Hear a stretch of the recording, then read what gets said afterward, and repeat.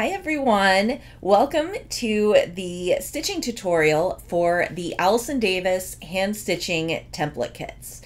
This tutorial is also good for anyone who wants to start hand stitching and doesn't know where to start. For years, I have always wanted to find an easy way to create stitching templates, and during a road trip to Colorado over the summer with my family, I kind of stumbled across a way to do that. Whenever I add hand stitching to my layouts, I almost always start from a pencil line. So I had created several sketch designs using my silhouette so I could stitch while we were spending all those hours driving. Since I am the designated passenger princess, it was the perfect way to pass the time. I was also documenting and sharing it on my Instagram stories, and I had so many people message me asking if these were going to be available to purchase. And it was that, little light bulb over the head moment, and I realized, oh, I can make stitch designs by sketching them and turning them into a stitching template kit. So I am really happy to share these with you. And a little side note, those of you that live in Colorado or other mountain areas, I do not know how you do it. It's absolutely beautiful, but I am terrified of heights. And driving through the mountains, I was so thankful that I had all the stitching to do, so I was distracted and not looking down. And when I would look out my window occasionally, God, what are we doing? Look at this!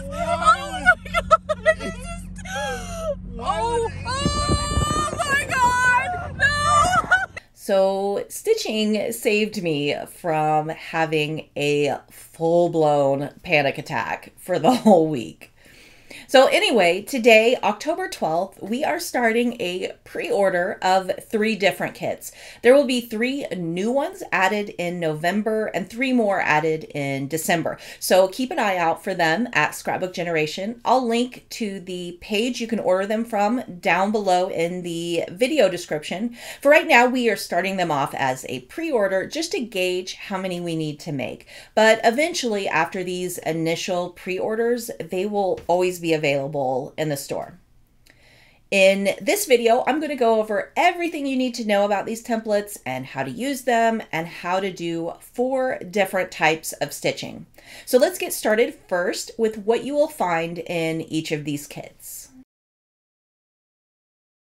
There is a single piece of cardstock with the sketch design on it, assorted embroidery floss to complete that stitch design, a PDF with a layout example using the kit template and step-by-step instructions for hand stitching. And sometimes there are special steps or details added for specific kits. The layout example is there to give you an idea of how to design a layout with that specific stitching template. You can follow that design if you want, or you can create your own. Next up are the tools you'll need for stitching with these kits, and I'll try to link to products down below in the video description. A foam or cork board. I use this foam board from Basil that unfortunately is no longer available. I've also used cork boards. I've had a lot of people tell me that they use a mouse pad or those foam boards that you use for like science project displays. Really anything that is about 1/4 inch to 1/2 inch thick and not too soft. It needs some density to it so you don't wrinkle your paper as you pierce. A paper piercing tool. This is a handheld tool similar to an X-Acto knife, except instead of a blade, it's got a sharp pointed tip like a needle. And these come in many different styles and colors. Since these templates are created with pencil, a good eraser is helpful. I always recommend these white high polymer erasers. They are such good erasers and will not leave any smudges or pencil marks on your paper. You can find them at any office supply store or office supply section in places like Walmart or Target. I like both the large rectangle pieces and the little pencil toppers. They come in really handy as well. Finding the right needle is important. I always recommend a size 7 or size 5 embroidery needle. I used to always use a size 7, but it seems that at least in my area, it was easier to find a size 5. So I've been using those more lately. Really, you can use whatever size is most comfortable to you. But the main thing to be careful with is not using one that is too big. I know we all want to use the one that is easiest to thread, but the downfall is that paper is not forgiving. So when you push that needle through, if it's bigger, it's going to make that hole bigger. And then you end up with stitching that has giant holes, and it really distracts from the overall look of the stitching. So a good way to gauge what size will work is comparing it to the paper piercer you use. You want to try to find one that is smaller than the paper piercer you use. And the last item you might need is some masking tape. I use this to anchor my thread to the back side of the layout. You can also tie a knot if that is easier for you. I've always just used a little piece of tape. I tear off several pieces and then have them on my table edge so I can just grab and go.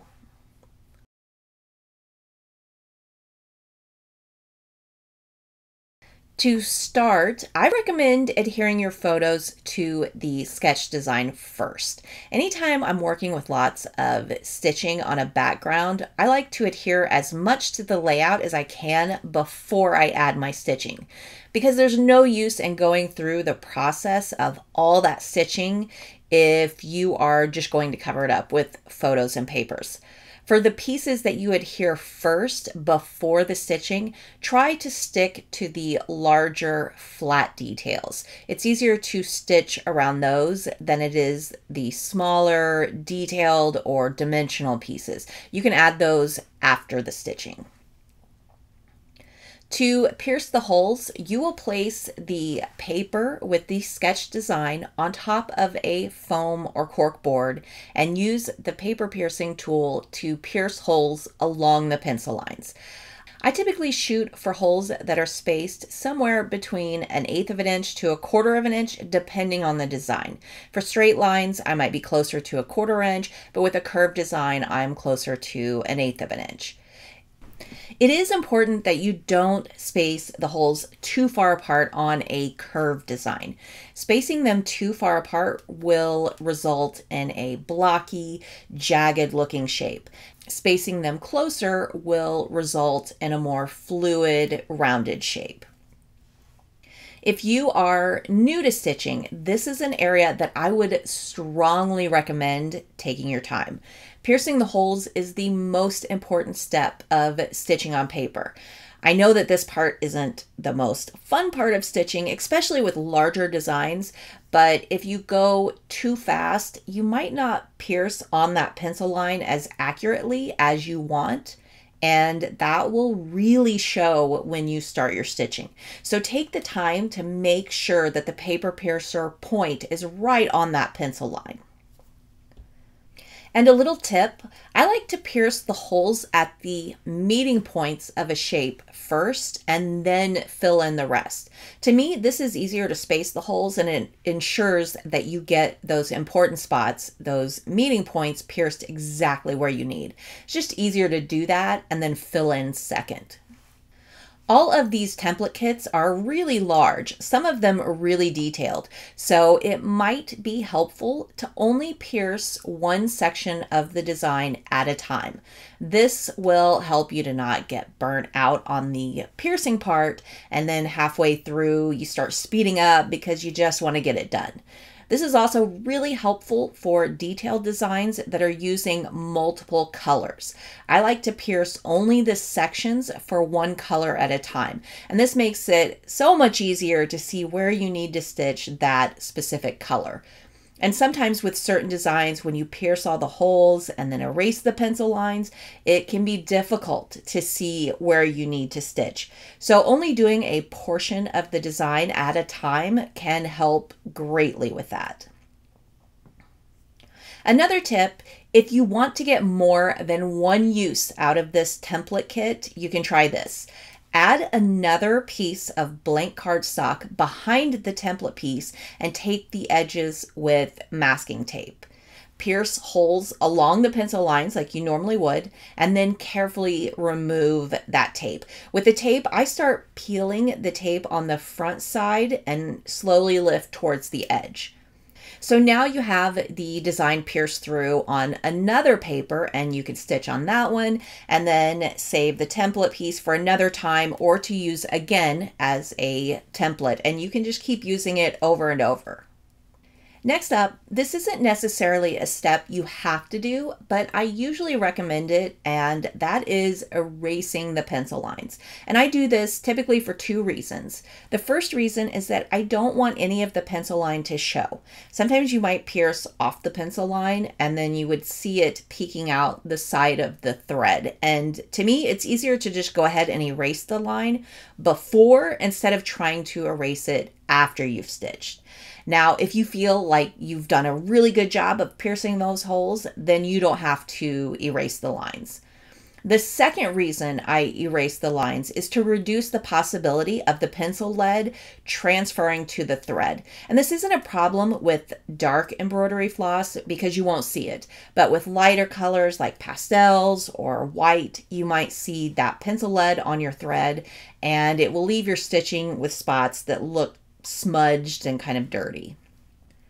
For stitching, I always use 3 strands of 6-strand embroidery floss. I cut about an arm's length of floss and then separate that into 2, and that will give you 2 pieces that have 3 strands on each one. These template kits have DMC floss in them, and that will always be the brand I recommend. I've used others, and so far, none even really come close to the quality of DMC. I've had one other one that I've used before that was acceptable, but it was just not quite as nice as DMC is. And with embroidery floss, just trust me, quality really makes a huge difference and makes stitching so much easier. DMC is so silky and smooth and just easy to work with. With the cheaper brands, you will most likely notice how dry and rough they feel, and they are much harder to separate. And you'll often have trouble with them knotting more as you stitch. So the reason I always use 3 strands is that I feel it's so much easier to pull the thread through the holes. The problem I always run into with using all 6 strands is that I would struggle to pull the thread through the holes. And if you're holding your paper and it's harder to pull that thread through, as an automatic response, we will grip that paper tighter. And that's usually how you end up with those wrinkles and warped sections. So to avoid that, I only use 3 strands. And I don't really notice a huge difference between 3 strands and 6 strands. The 6 strand is obviously thicker, but I don't feel like it's that noticeable of a difference. Now, if you do want to use all 6 strands, just make sure you pierce your holes a little bigger. That will make it easier to pull the thread through. Anytime you feel like you are getting resistance as you're trying to pull the thread through, it might be a good idea to go through and enlarge those holes just a little bit, just to make it easier so you're not wrinkling that paper. It's also important to note that in these kits, it will specify if you need to use 3 strands or 6 strands. I recommend you pay attention to that. The thread provided is based on that detail, and if you don't follow directions, you might not have enough floss to finish the design with that floss that is provided. So typically, if it is a back stitch or a continuous line of stitch, usually with that's when I use 3 strands. If it's a chain link stitch, then I'll use all 6 strands. To start stitching, you thread your needle and then anchor the end on the back side of the paper. The first stitch I'm going to show you is a back stitch. This is my bread and butter stitch that I use almost every time I stitch on something. To start this stitch, you will go up the first hole and down the second hole. Then you will come up the third hole and back down the second hole. Then come up the fourth hole and back down the third hole. It's kind of a forwards backwards motion. I always think of the icing on a Hostess cupcake and how to create that loop design. It is by moving forward and looping back. The best thing about a back stitch is that you end up with a beautiful continuous line of stitching. Another option is to do a running stitch, and there are pros and cons to this one. For this stitch, you would start by going up the first hole and down the second hole, and then continue that forwards stitch down the line. Now doing this leaves a gap between each stitch. When you get to the end of the line, you just come back through and fill in those gaps. The pros to this stitch is that it is faster and you use less thread. The con is that personally, I don't think it's as nice as a back stitch. It's really a minor difference, so don't let it discourage you from using it if this is your preferred stitch. The problem is sometimes you are coming back and filling in those gaps, and it will push the previously stitched part to the side just a little, and it's just not that perfect, beautiful straight line that a back stitch is. Now, like I said, it's a minor difference. Most likely, if you held a project that had been stitched with a running stitch next to one that had been stitched with a back stitch, you probably wouldn't notice right away which one is which. The third style of stitching is called a chain link stitch. This one has such a unique pattern and is thick with lots of dimension. For this one, I almost always use 6 strands. I think it just looks better with the thicker thread. So I've seen this done 2 different ways, and I'm going to show the one that I feel is the easiest. For the beginning, how I start the stitch depends on the design and if it's an open shape or a closed shape. You can't start a looped chain link on the first one, so your starting stitch is different than the rest. And what I mean by an open shape would be a design that the beginning and end points don't meet, something like a straight line or the letter C. A closed shape would be a design that the beginning and end of your stitching are the same point, like a circle or a square. For an open shape, to start, I will do a double stitch on that first one, meaning I go up the first hole and down the next one, and then come up the first hole again and down the next one again. With a chain link stitch, you have 2 sections of floss showing with each loop, so this helps that first stitch match that thickness and look. For a closed shape, to start, I will do a single stitch on the first one. You need this to have something to loop the next stitch around, and then when I come back around, I'll add the chain link stitch over it to connect it all together. And I'll show this in detail in a little bit. To do the chain link stitch, after you have your starting stitch, you go up the next hole, slide your needle under the first stitch, and then go back down that same hole you came up. Then you go up the next hole, slide your needle under the loop you just created, and make sure you go under both pieces of floss, and then you go back down the hole you came up. Then you go up the next hole, slide your needle under the loop you just created, And make sure you go under both pieces of the floss, and then you go back down the hole you came up. And it doesn't matter which direction you go under the loop that you had just created. It's going to look the same regardless. It does take a little time to get used to, but once you get it down, it's really easy to do. Now with that closed shape, when I get back to that starting stitch, I will stitch over it with a loop and connect it to the chain link, and you won't even see that starting stitch below it. The last style of stitching I'm going to show you is string art style, and this is a really fun way to fill in a stitched outline. First, you stitch the outline of the shape with a continuous line. Then you fill it in by going up one of the outline stitches again and going across the shape to go down another hole, creating this line across the middle. And then you just repeat this over and over until the shape is filled the way you want. You can do this kind of randomly, or you can do it in a more structured order depending on the design and how you want to fill it. So that's all for this tutorial. If you love stitching, or if you are new and don't know where to start, I think these template kits will be a good option for you. And keep an eye out because I'm already working on more to come.